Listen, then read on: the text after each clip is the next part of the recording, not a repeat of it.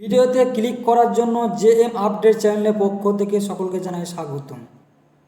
তোমরা থাম্বনেল থেকে অবশ্যই বুঝতে পেরেছো আজকে ভিডিও টপিক কী হতে চলেছে। হ্যাঁ বন্ধুরা, অনেকে আধার কার্ড বাতিলের আসল রহস্য কী আজকে এই ভিডিওর মাধ্যমে আমরা তা ভেদ করতে চলেছি। তার আগে প্রত্যেকে নতুন সদস্য হতে হলে প্রত্যেকে চ্যানেলটিকে সাবস্ক্রাইব এবং পাশে থাকা বেল আইকনটি ক্লিক করে দেবেন।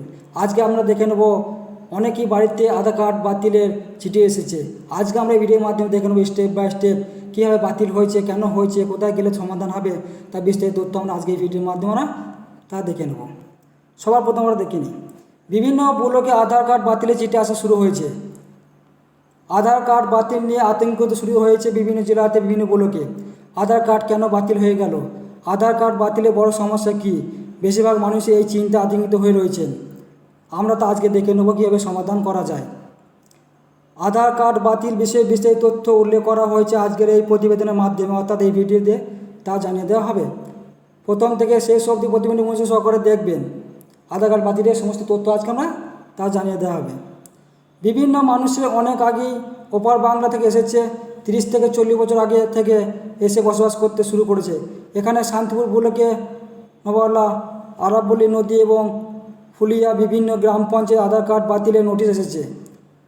এছাড়া জামালপুর ব্লকে 60 জন লোকের কাছ থেকে পোস্ট অফিসের মাধ্যমে আধার অফিস থেকে তা বাতিলের চিঠি এসেছে। জামালপুর ব্লকে মানুষেরা খুবই আতঙ্কিত হয়েছেন। আজকে তাদের সমস্যার সমাধান করে দেবে এই ভিডিওর মাধ্যমে। আধার কার্ড বিষয়ে কিছু সমস্যা হলে বা আধার বিষয়ে কিছু ডাকযোগে এসেছে থাকলে তা বিস্তারিত তথ্য আপনারা 1947 নম্বর টোল ফ্রি নম্বরে আপনারা যোগাযোগ করতে পারেন। তাহলে আপনাদের সমস্যার সমাধান হয়ে যাবে খুব শীঘ্রই।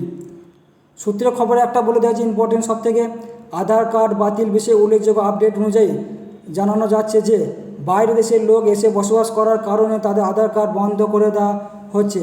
আরও বিস্তারিত জানার জন্য 1947 নম্বরে, অর্থাৎ এই নম্বরে টোল ফ্রি নাম্বারটি ফোন করে আপনাদের বিস্তারিত তথ্য জানান। চিঠি সম্বন্ধে বিস্তারিত তথ্য জেনে দিন, তাহলে আপনাদের সমস্ত তথ্য ওখান থেকে জানিয়ে দেওয়া হবে। কী জন্য এসেছে, ডিঅ্যাক্টিভেট কী জন্য হয়েছে, তার সমস্ত তথ্য আমাদের সমস্যার সমাধান হয়ে যাবে। আপনাদের কিন্তু আধার কার্ড বাতিল হয়নি, এটা কিন্তু মাথায় প্রত্যেকে রাখবেন। কিছু প্রবলেমের কারণে হয়তো চিঠিগুলো এসেছে। এই নাম্বার আপনারা কল করবেন, আপনাদের সমস্ত সমাধান হয়ে যাবে আধার কার্ডের।